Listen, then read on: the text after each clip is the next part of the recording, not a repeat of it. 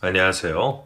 혼자서 당당하게 아들을 키우며 살아가고 있는 30대 후반의 돌싱맘입니다. 은혜를 원수로 갚는다는 말을 여러분도 잘 아시죠? 저에게는 원수가 2명이나 있었습니다. 저는 찢어주기도 모자랄 그중 한 명의 원수에게 도움을 준 적이 있답니다. 제가 마음이 넓고 착해서 도움을 준 건 아니고 원수는 원수지만 불쌍해서 도와준 것인데 원수가 그것을 은혜로 갚아주었습니다. 그래서 오늘은 평탄하기만 하던 제 삶에 어쩌다 원수가 둘이나 생기고 또 어쩌다 원수를 도와줘서 은혜를 받게 되었는지 이야기해 보려고 합니다. 이렇게 듣기만 해도 제 이야기 너무 재밌을 것 같지 않나요? 저도 여러분들에게 재미있는 저의 이야기를 들려드릴 생각을 하니 벌써부터 신이 납니다. 그럼 이야기를 시작해 보도록 하겠습니다. 제 인생은 자부할 수 있을 정도로 지극히 평범한 인생이었습니다. 그 이유는 평범한 가정에서 태어났기 때문이었죠. 가정 형편도 평범했고 부모님 두 분의 사이도 원만해서 가정에서 받는 스트레스가 없었습니다. 학교 다닐 때도 그랬습니다. 성적도 아무리 못해도 중간을 유지했었고 친구들과의 관계도 아주 원만했었죠. 대학도 제 수준에 맞는 곳에 진학을 했었고 회사도 그럭저럭 부끄럽지 않은 곳으로 갈 수 있었습니다. 늘 보통이고 평범한 삶을 살아서 그런지 저는 제 스스로가 이 세상의 주인공이 아닌 조연 정도라고 생각을 했었습니다. 그런데 제 인생도 특별한 인생이고 제가 이 세상의 주인공일지도 모른다는 생각을 하게 만들어준 사람이 있었습니다. 바로 제 남편이었죠. 은미야, 너는 도대체 그런 남자 어디서 만난 거야? 네 남자친구 돈 엄청 많다면서 타고 다니는 차가 포르쉐라던데 맞아? 누가 내 남자친구를 봤대? 자연이 그랬어? 근데 오빠 차 그거 말고는 3대 더 있어. 대박이지. 여행 가서 우연히 만난 건데 그때만 해도 나랑 오빠랑 연애하게 될 줄 상상도 못했어. 여행지에서 만난 제 남편은 돈이 엄청 많은 사람이었습니다. 제가 평생 부족함 없이 살아서 그런지 사실 돈 욕심이 그렇게 많지 않았었거든요. 그냥 평생 지금처럼만 살아도 충분하겠다는 생각을 하면서 살았었죠. 그런데 돈이 많은 남편을 만나니 확실히 돈이 좋긴 좋구나라는 걸 느꼈습니다. 친구들의 부러움을 한눈에 받아서 그런지 돈 많은 남자를 만나는 제가 특별해지는 것 같은 느낌이 들었었거든요.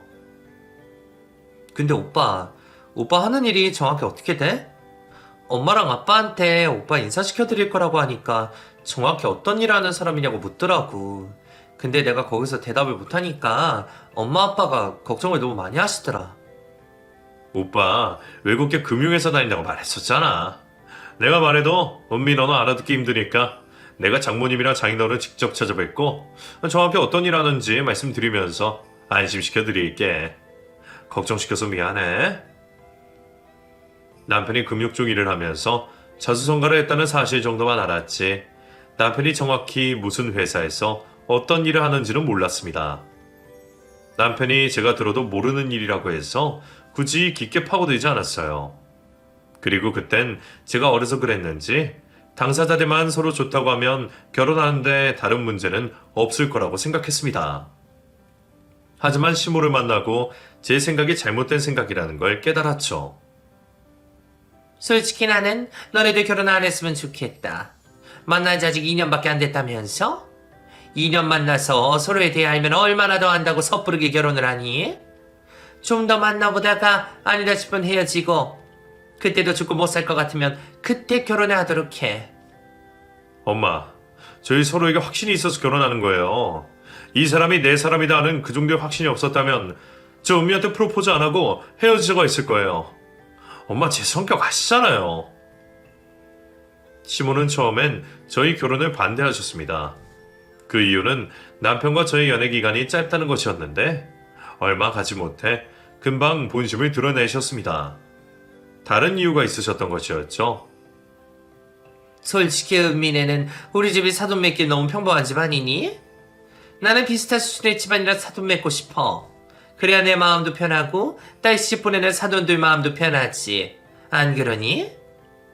엄마, 우리 집이 대단하면 얼마나 대단하다고 그러세요. 누가 보면 우리 집 재벌가 집인 줄 알겠어요. 저희 집도 은민이만큼이나 평범하잖아요. 솔직히 더 자세히 들여다보면 저는 우리 집이 은미 씨보다 더 못할 수도 있을 거라고 생각해요. 장인어른이랑 장모님 사이 엄청 좋으시거든요. 너 조용하지 못해? 넌 아직 내 아들이야. 왜 벌써부터 그 집 사위 행세를 하고 있니? 그래, 네 말대로 집안 그렇다 치자. 근데 네가 은미보다 잘나도 너무 잘나야지. 너 은미보다 돈 얼마나 더 벌어? 몇 배는 더 벌 거 아니야. 은미 너는 모아둔 돈이라도 있긴 하니? 시모는 잘난 아들을 평범한 저희 집안과 평범한 저에게 장가 보내시기 너무 아까우신 듯 했습니다. 그래서 저희 집안 형편과 수준을 운운하며 저희 결혼을 반대하셨죠. 하지만 시모가 결혼을 반대한다고 해서 물러설 남편이 아니었기 때문에 저희는 결국 시모에게 결혼을 허락받아낼 수 있었습니다. 은미야, 그동안 우리 엄마 때문에 마음고생 많았지? 엄마한테만 결혼 허락받으면 큰 고비 넘긴 거나 다름없으니까 이제 너무 걱정하지 말고 결혼 준비하면 매진하자. 그동안 우리 엄마가 말 심하게 했던 거 내가 대신 사과할게. 받아줄 거지? 당연하지 오빠. 나 솔직히 마음은 너무 속상했지만 어머니 마음 이해해. 나라도 오빠같이 멋진 아들 아무한테나 장가 보내기 싫었을 거야. 아무나라니. 은미 너는 나한테 절대 아무나가 아니야. 세상 그 누구보다 특별한 사람이니까 너는 내 앞에서 당당해도 돼. 시모에게 결혼 허락만 받으면 그 이로는 일사천리로 진행이 될 줄 알았지만 우리 시모의 심술은 끝도 없었습니다. 제 마음에 안 드는 며느리인 저를 골탕 먹이시려고 그러시는 건지 정말 사람이 욕심이 많은 건지 결혼 전에 가져오라는 게 참 많으셨습니다. 은미 너 예단이나 예물은 제대로 준비하고 있니? 돈 없다는 핑계로 간수하게 생각은 아니지? 정석대로 준비해. 정석대로. 그렇지 않아도 부모님이랑 준비 중에 있어요. 어머님 혹시 받고 싶으신 예물 같은 거 있으세요? 최대한 어머님 원하시는 걸로 준비하도록 해볼게요. 은미 너 감당 가능하겠니? 내가 뭘 갖고 싶어 하는지 알면 너 도망갈 텐데 그래도 괜찮아? 이왕 좋은 마음으로 해드리는 거 좋은 걸로 해드리면 좋죠 어머님. 평소에 갖고 싶으신 거 있으셨어요? 갖고 싶은 것들 목록으로 정리해서 문자로 보내줄 테니까 거기서 네가 사올 수 있는 걸로 사서 가져와라. 네 시아버지랑 네 시누이 것들도 적어보낼 테니 그 누구 거 하나라도 빠뜨릴 생각은 하지 말고. 내 말 알아들었니? 솔직히 돈은 문제가 되지 않았습니다. 제가 모아둔 돈과 부모님이 저 결혼할 때 보태주려고 모아두셨던 돈으로 충분히 시모가 원하는 것들을 쉽게 해결할 수 있었죠. 그런데 해가면 해갈수록 시모의 요구는 점점 커져만 갔습니다. 네가 사준 그 가방 말이다. 네 큰 신호가 예쁘다면서 뺏어가는 바람에 나는 한 번도 들지 못했지 뭐니. 혹시 똑같은 걸로 하나 더 사줄 수 있겠니? 내가 남 준 것도 아니고 네 신호 준 거면 그 정도는 다시 해줄 수 있지? 엄마, 그걸 왜 누나를 줘요? 은미가 엄마 쓰라고 사준 건데 그러시면 안 되죠. 누나한테 다시 돌려달라고 말하세요. 아니면 제가 누나한테 전화할까요? 너는 여자들끼리 대화하는데 끼어들지 말고 빠져라. 그리고 은미 자기 신우들한테 옷값 말고 주게 뭐가 있니? 너랑 결혼하면 너희 누나랑 네 동생한테 당연히 명품 백 하나 정도는 해줘야 되는 거 아니야? 지금까지 제가 누나랑 유민이한테 사준 가방만 해도 몇 개인 줄 아세요? 그거면 됐지. 왜 은미한테까지 받으려고 하냐고요.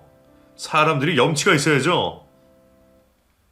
중간에서 남편이 알려주지 않았더라면 저는 시댁 예물 사다 바친다고 모아둔 돈을 결혼 전에 다 써버렸을지도 모른다는 생각이 들었습니다.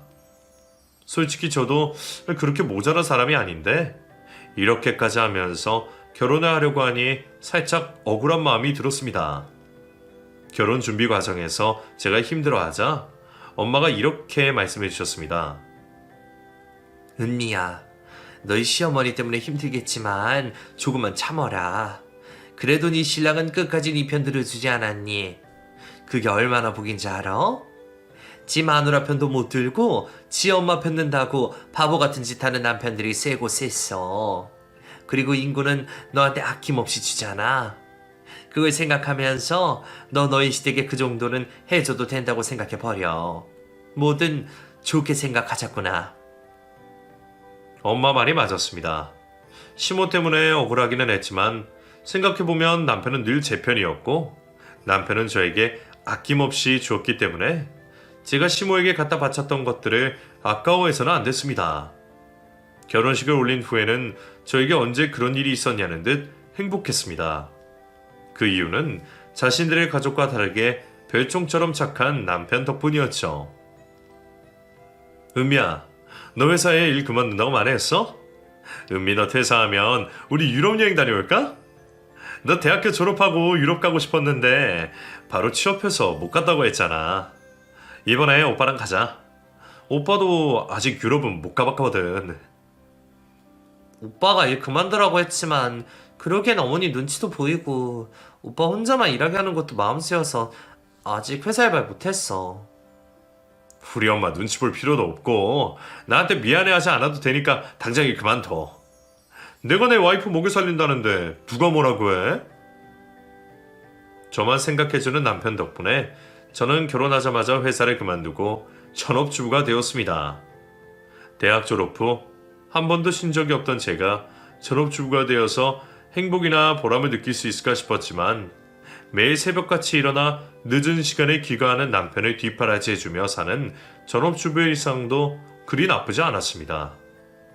남편과 저의 결혼 생활은 저희 친정 부모님들 사이만큼이나 평범하고 평화로웠습니다. 그런 평화롭기만 하던 저희의 결혼 생활에 선물인지 폭탄인지 알 수 없는 존재가 나타났습니다.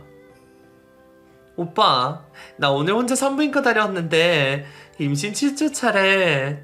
오빠 아빠 됐어. 축하해 오빠? 결혼한 지 1년 정도 되었을 때 제가 임신을 했었습니다.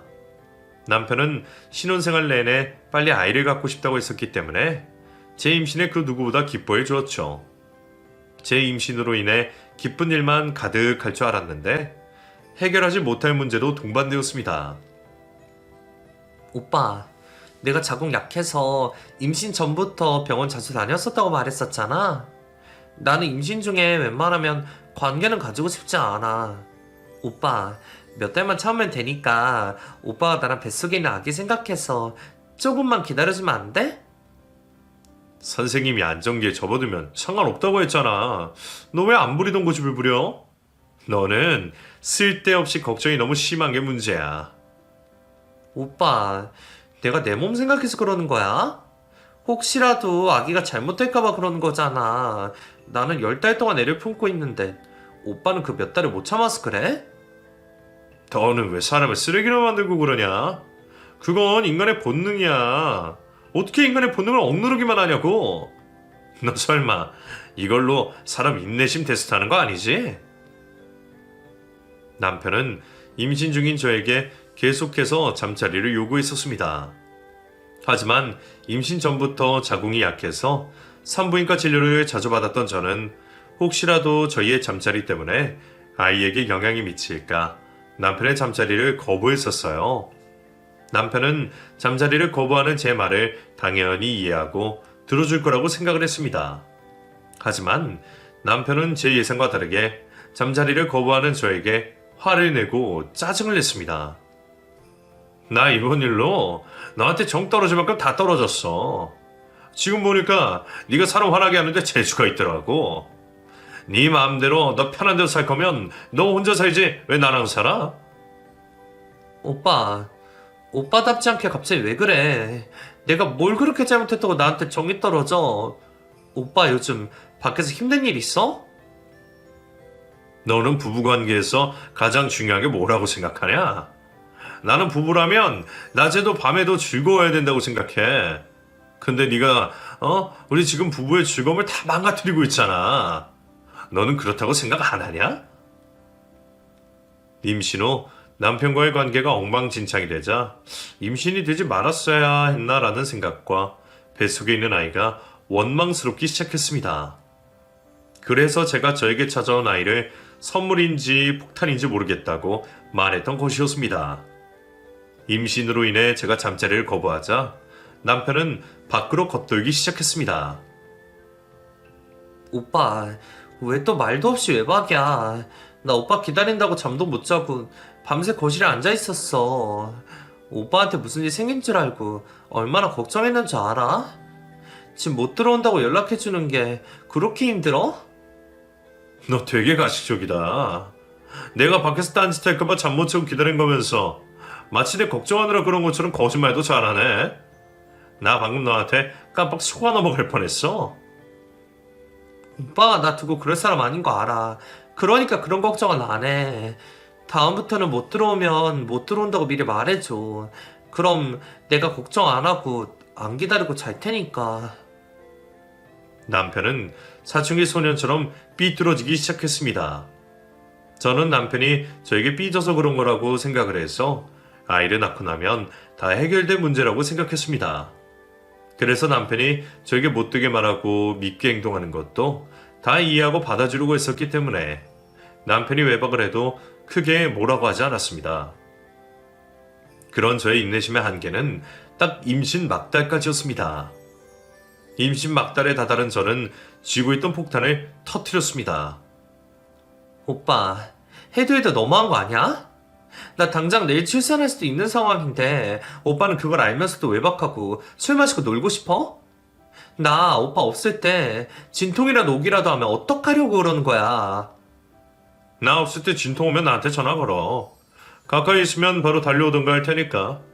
아니면 장모님 불러서 같이 지내던가. 그러면 나 없어도 될 거 아냐. 오빠는 그게 할 소리야? 내 뱃속에 있는 애가 다른 사람 애도 아니고 오빠 애가 있는데 적어도 오빠 애 생각해서라도 오빠는 그러면 안 되지. 이게 다 누구 때문인데 그래? 다 너 때문이잖아. 너 나 이렇게 된 거 내 탓할 생각하지 마라. 남편은 이 모든 게 다 저 때문이라고 했습니다. 저는 도대체 제가 뭘 그렇게 잘못을 해서 남편에게 이런 취급을 받아야 되는지 이해가 되지 않았습니다. 잠자리 거부해서 그래? 내가 임신 중에만 참아달라고 했었잖아. 그게 그렇게 어려워? 도대체 이 말을 몇 번이나 하게 만드는 거야. 오빠는 왜 내 말의 뜻을 이해하지 못하냐고. 그게 다 네 탓이라는 거야. 네가 나를 집에서 떠나게 만들었어. 밤엔 너랑 있어도 재미가 없는데 어떻게 집에 붙어있냐? 너 이런 애인 줄 알았으면 엄마 말대로 너랑 연애만 하다 헤어지는 거였는데 내가 그때 미쳤었나 보다. 오빠는 곧 출산 앞둔 아내한테 그런 말 하고 싶어? 나도 똑같아. 나도 오빠가 임신 중에 잠자리 안 해주는 아내 밉다고 밖으로 나돌아다니는 남자인 줄 알았으면 결혼 안 했어. 지금 보면 오빠는 나 꼬시려고 착한 척 가면했었던 것 같아. 거기에 순진한 내가 홀딱 넘어간 거고. 막달엔 저도 남편에게 정이 떨어질 대로 다 떨어져 버렸습니다. 그래서 출산 2주일을 앞뒀을 때 저는 남편을 더 이상 믿고 살 수가 없어서 짐을 챙겨 친정으로 들어가 버렸습니다. 곽서방은 어쩌고 너 혼자 왔어? 곽서방 있다가 오기로 했어? 아니면 너만 여기서 지내는 거야? 오빠 일 때문에 야근이 너무 잦아져서 집 비우는 날이 많아가지고 나보고 여기 가 있으라고 해서 왔어. 오빠 외국계 회사라 밤낮 없이 일해야 되잖아. 그치? 안 그래도 아빠랑 그 이야기 했어. 곽서방이 일 많아지면 밤낮 없이 일할 텐데 너 어떡하나 싶었거든. 잘 왔어. 차라리 네가 여기 있으면 엄마도 안심이 되니까 잘 된 거야. 곽서방이 못 챙겨준다고 서운해하지 마. 곽서방도 돈 번다고 그러는 거니까. 알겠지? 그렇게 저는 남편도 없는 친정집에서 진통을 느끼고 병원으로 가야 했습니다. 그리고 남편도 없이 하늘의 선물 같은 아들을 낳았죠. 남편은 제가 혼자서 출산을 하고 한참 뒤에나 나타났습니다. 그것도 시댁 식구들보다 더 늦게 말이죠. 장모님, 죄송합니다. 회사 일이 너무 바빠서 자리를 비울 수 없을 정도라 이제 왔습니다. 정말 죄송합니다. 곽인구, 너 엄마가 사람들한테 쉽게 고개 숙이고 그러지 말라고 했지. 네가 미안할 게 뭐가 있어? 너도 일이 바빠서 어쩔 수 없이 그렇게 된 거잖아. 당장 고개 들어. 놀다가 왔으면서 일한 척하는 남편이 꼴도 보기 싫었지만 그보다 옆에서 그런 자신의 아들의 편을 드는 시모가 얄미웠습니다. 그리고 더 짜증이 났던 건 남편이 저희 부모님들과 시댁 식구들을 속이기 위해 일부러 양복을 차려입고 병원으로 달려왔다는 것이었습니다. 그래, 곽서방. 자네도 연락받고 얼마나 오고 싶었나? 우리한테 미안할 일은 아니고 앞으로 우리 은미랑 아기 잘 부탁하네. 일밖에 모르는 자네 보면 우리 은미 평생 굶지는 않겠다는 생각이 들면서도 일에 미쳐 사는 자네가 일 때문에 가정에 소홀해질까봐 그게 걱정이네. 이제 자네도 혼자가 아니고 책임져야 할 아이도 생겼으니 건강 생각하면서 일하게. 장모님, 감사합니다.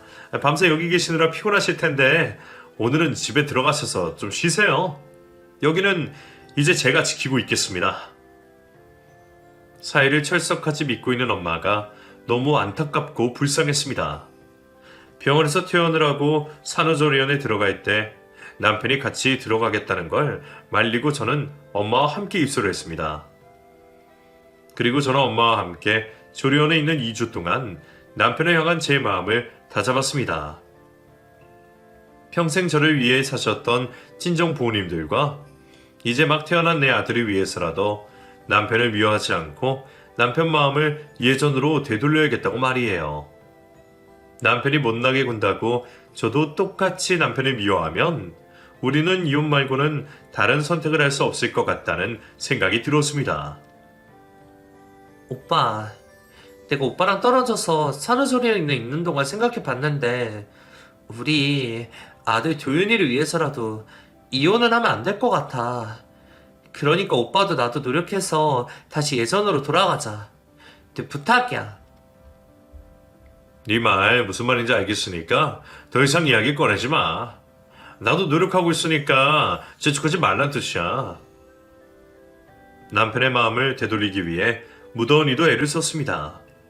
일단 저는 남편과 제 사이에 무슨 일이 없었다는 것처럼 행동하려고 노력했었죠. 남편은 천성이 못된 사람이 아니니 제가 잘만 하면 남편이 미안해서라도 예전 모습으로 돌아와 줄 거라고 생각했지만 남편의 마음이 뜬 지는 이미 오래전인 것 같았습니다. 은미야, 못 봐주겠으니까 이제 그만해. 네가 아무리 바락해도 우리 예전으로 돌아갈 수 없어. 우리 사이 이미 끝난 거나 다름없다고. 무슨 소리야, 오빠. 내가 앞으로는 오빠 서운하지 않게 잘할게. 도윤이 봐서라도 우리 같이 노력해보자. 오빠는 아직 노력도 안 했잖아. 도현이한테 아빠 노릇은 제대로 할게. 근데 너한테까지 잘해주길 기대하지는 마. 그리고 은미야, 그냥 우리 아들 잘 키워놔줘. 그렇게만 해주면 내가 그거에 대한 보답은 제대로 해줄게. 도윤이가 오빠 아들이야? 도윤이 내 아들이야. 오빠가 도윤이한테 준 게 뭐가 있다고 나한테 도윤이를 키워달래? 오빠 말 진짜 웃기게 한다. 누가 보면 진짜 오빠가 낳아낸 줄 알겠어. 참다 못한 저는 결국 친정엄마를 찾아갔습니다. 너무 힘들어서 누구에게 털어놓고 싶긴 한데 털어놓을 사람이 친정엄마 말고는 없었어요. 사실 엄마가 남편을 너무 믿고 있었기 때문에 제가 말을 해도 제 말을 믿지 않을까봐 걱정했는데 다행히 엄마는 딸인 제 편을 들어주셨습니다. 은미야, 곽서방 딴 여자 생긴 거 아니니? 도윤이도 태어나고 네가 그렇게까지 했는데도 곽서방 정신 못 차리는 거 보면 바람난 거 같아. 곽서방 잘 때 몰래 휴대폰 좀 확인해봐. 엄마의 말을 듣기 전까지 저는 남편이 바람을 피운다고 의심조차 하지 않았습니다. 그건 정말 쓰레기들이나 하는 짓이라고 생각을 했었죠. 엄마의 말을 듣고 보니 남편이 그렇게까지 저를 거부하고 거리를 두는 데는 다른 이유가 있었을지도 모르겠다는 생각이 들었습니다. 그래서 저는 용기를 내어 남편의 휴대폰을 뒤져보았습니다. 오빠, 이게 다 뭐야? 오빠 정말 나 몰래 뒤에서 바람 피우고 있었어? 그것도 나 도윤이 임신했을 때부터. 어떻게 인간이 그런 짓을 할 수가 있어? 아씨, 너 나 몰래 내 휴대폰 뒤져봤어? 너 손버릇까지 나빴네. 아무리 부부여도 서로의 사생활을 지켜줘야지. 지금 그게 중요한 게 아니잖아. 아내 임신하면 밖에서 헛짓거리하는 남편들 많다고 할 때도 나는 오빠만큼은 그러지 않을 거라고 믿었는데 오빠도 그런 쓰레기 남편들이랑 다를 게 하나도 없었네. 배신감이 치밀어 올랐습니다. 남편이 저 몰래 바람을 피우고 있다는 사실도 충격이었는데 그 시점이 제가 아들을 임신했던 시점이었다는 게 더 충격이었습니다. 이왕 이렇게 된 거 솔직하게 말하자면 도윤이만 아니었으면 진작에 나보고 이혼하자고 했을 거야.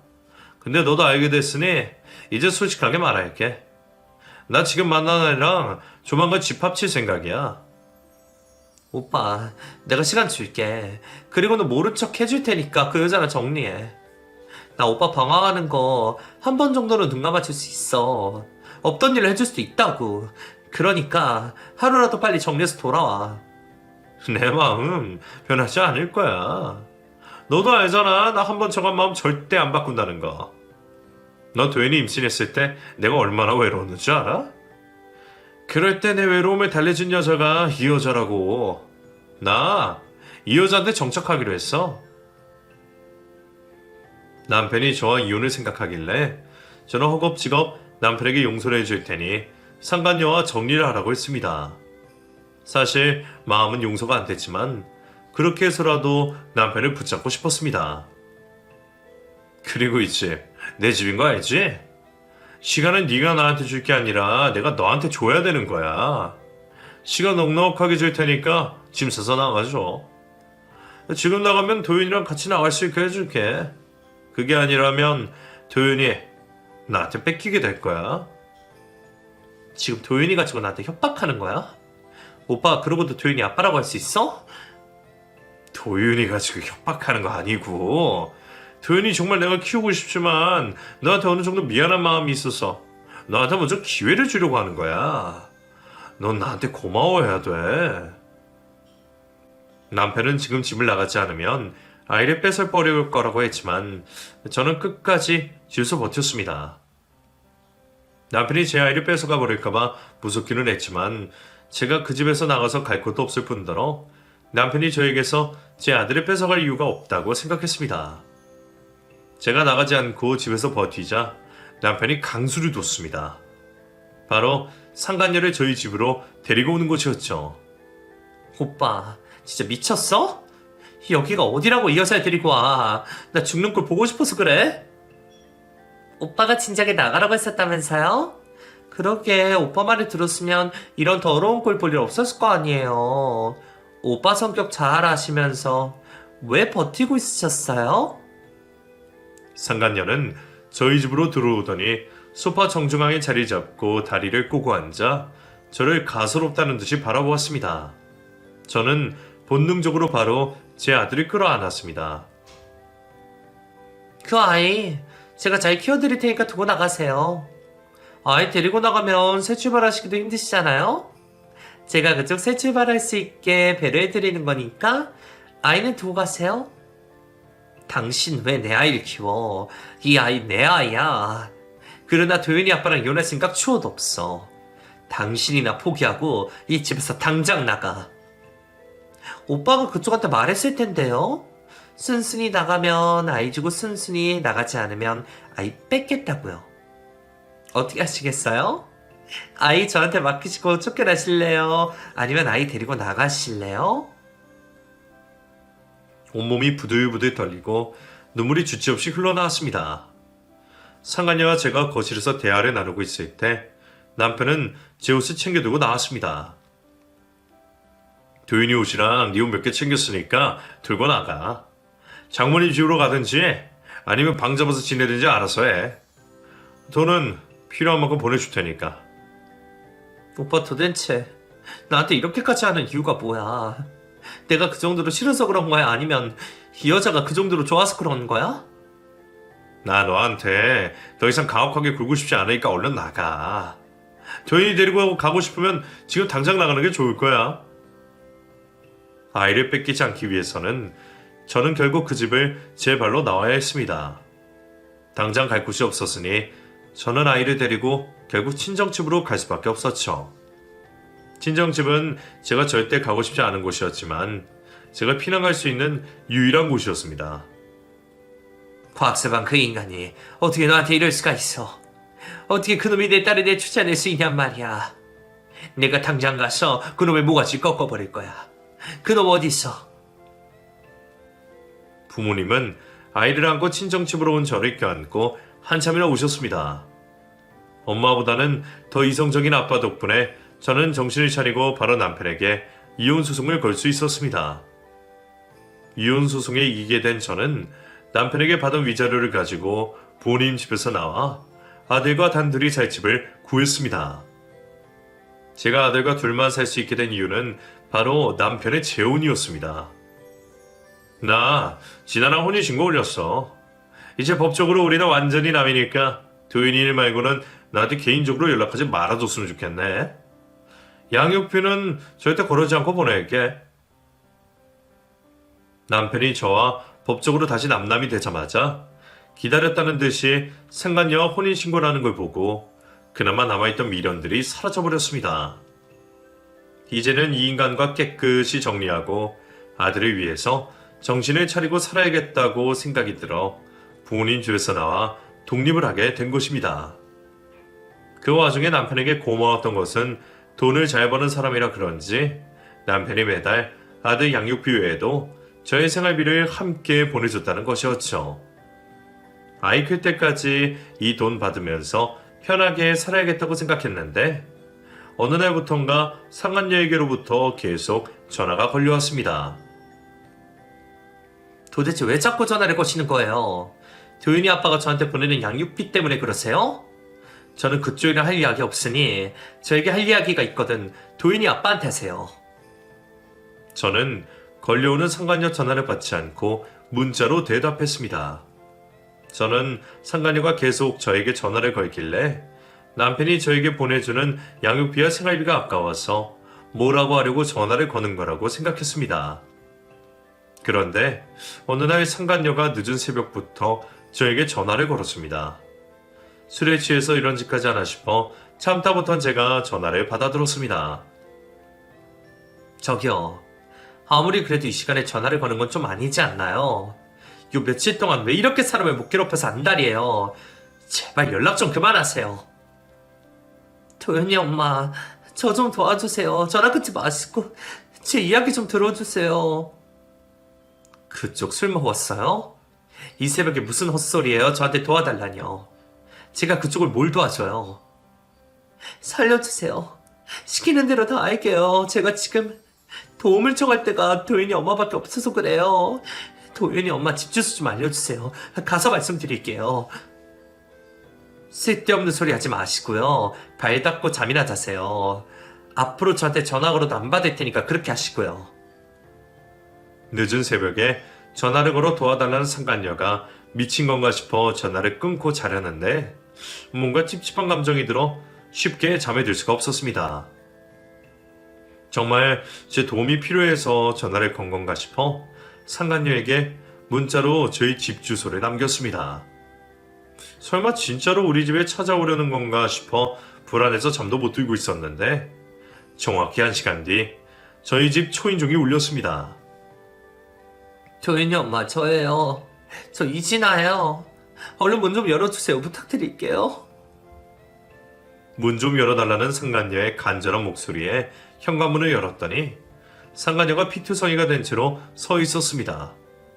너무 놀란 저는 상간녀의 얼굴을 보자마자 소리를 질렀습니다. 세상에 이게 다 무슨 꼴이에요. 다쳤으면 병원을 가야지 여기로 왔어요.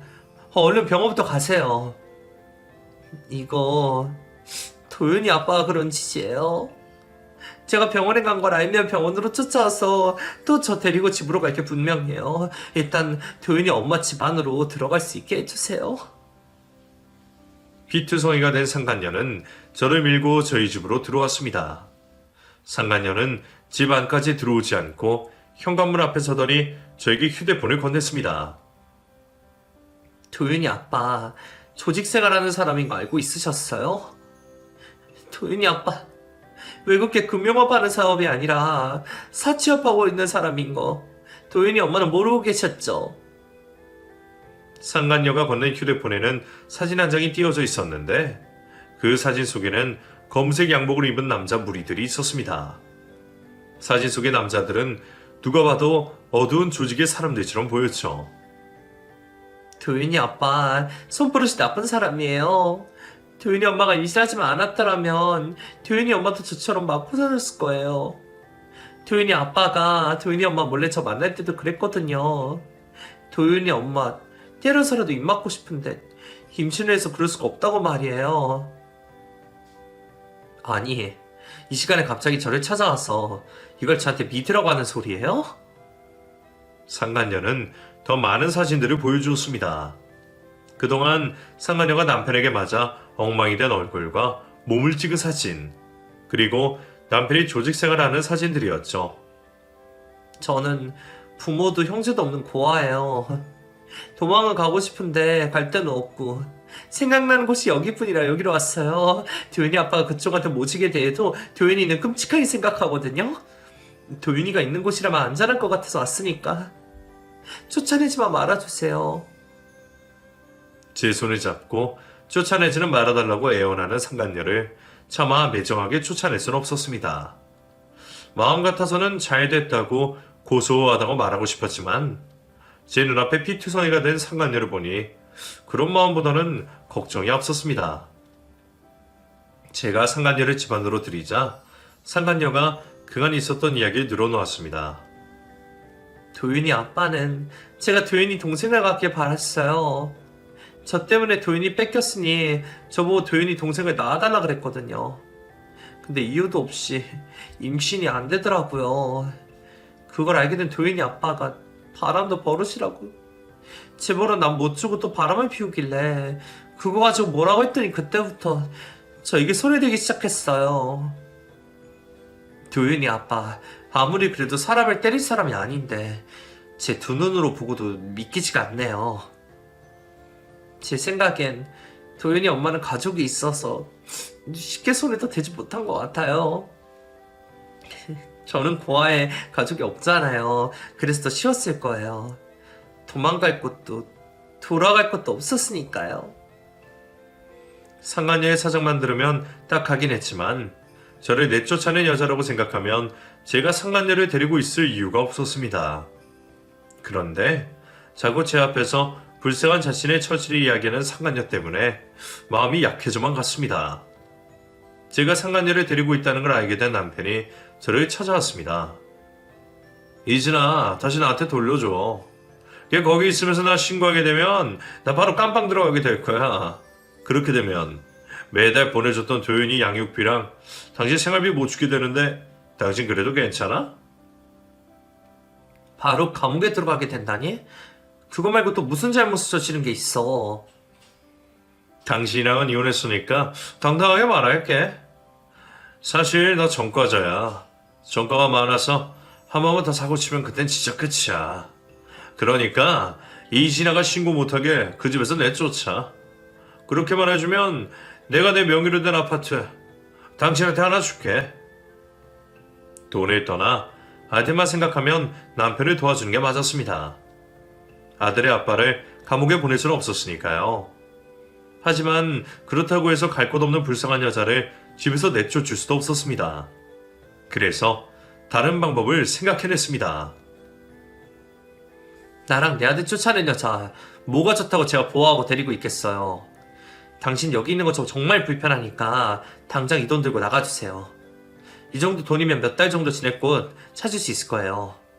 도윤이 아빠한테는 그쪽 어디로 갔다고 말 절대 안 할 테니까 걱정 말고 나가세요. 감사합니다. 저도 얼른 나가야지 하면서도 가진 게 없어서 못 나가고 있었는데 이렇게 챙겨주셔서 감사합니다.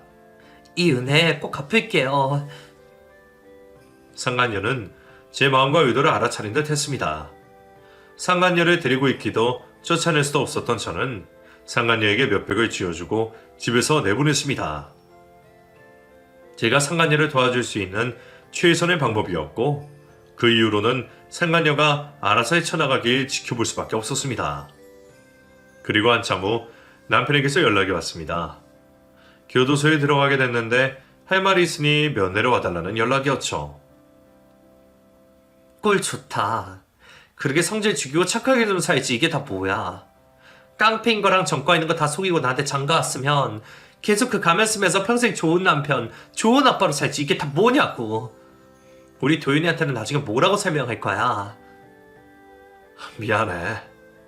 도윤이 생각해서라도 정신 차리고 살았어야 했는데 내가 당신 볼 면목이 없다. 그래서 말인데 당신한테 내 명의로 된 집 하나를 주려고 해. 지금 사는 집 월세라고 했지. 거기 나와서 도윤이랑 아파트 들어가서 살아. 우리 아들 아빠 없다고 무시 안 당하게 살려면 좋은 집에서 살아야지. 출처도 모르는 돈으로 남편이 산 집을 받는 게 마음이 찝찝하기는 했지만 아들을 생각하면 그 집도 양육비도 계속해서 받는 게 맞았습니다. 그래서 저는 남편이 준 아파트로 들어가 아들과 함께 새 출발을 시작했었죠. 남편이 교도소에 들어간 지 1년 정도 됐을 때 상간녀가 만나고 싶다고 연락을 주었습니다. 그땐 정말 감사했습니다. 어떻게 은혜를 보답할까 싶어서 준비했어요. 제 성이니까 거절하지 말고 받아주세요. 설마 이거 돈 뭉치예요? 그쪽이 돈이 어디 있다고 저한테 이런 걸 줘요. 가족도 없고 갈 것도 없다면서요. 이걸로 새 출발이나 하세요. 저는 도윤이 아빠한테 받은 돈 있어서 그쪽한테까지 이런 돈 안 받아도 돼요. 이거 도윤이 아빠랑 이혼하고 받은 위자료예요. 도윤이 엄마 덕분에 정신 차릴 수 있게 됐습니다. 이 돈으로 도윤이랑 잘 먹고 잘 사시길 진심으로 바랄게요. 두 모자에게 씻지 못할 상처를 줘서 정말 죄송합니다. 늦었지만 제 사과를 받아주세요. 거의 2년 만에 나타난 상간녀는 남편에게 받은 위자료라며 저에게 돈 뭉치를 건넨 뒤 사라졌습니다. 그 돈도 받는 게 영 찝찝하긴 했지만 제가 상간녀에게 받은 상처를 생각하면 그 정도 돈은 받아도 된다고 생각하고 받아두긴 했습니다. 내년이면 남편이 출소를 합니다. 시모는 남편이 나오면 저보고 살림을 다시 합치라고 했지만 저는 죽었다 깨어나도 남편과 합칠 생각이 없습니다. 누구 좋으라고 살림을 합치나요? 저는 그냥 제 인생에 원수가 더 이상 없는 걸로도 만족하며 살고 싶습니다. 앞으로도 제 인생에 원수 같은 건 생기지 않았으면 좋겠습니다. 운이 좋다면 그렇게 살 수 있겠죠? 누군가를 미워하는 감정만큼 괴로운 감정은 또 없는 것 같습니다. 여러분들은 주어진 소중한 시간 남을 미워하는 데 쓰지 마시고 사랑하는 사람들에게 사랑을 주는 시간으로 쓰시길 바랍니다. 여러분들에게 좋은 일들만 가득하길 바랄게요. 감사합니다.